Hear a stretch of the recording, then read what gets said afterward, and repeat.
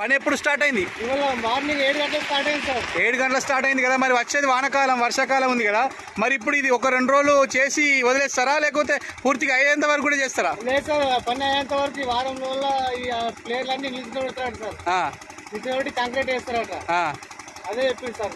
ఈ వారం రోజుల అంటే ఇప్పుడు వచ్చే నెల వరకు కొంచెం కంప్లీట్ అవుతుందా? వర్షాలు పడేసరికి ప్లేయర్లు అన్ని కూర్చోబెడతాడు సార్.